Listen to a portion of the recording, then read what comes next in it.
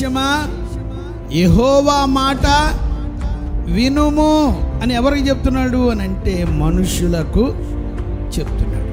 కానీ మనుషులు వింటున్నారా?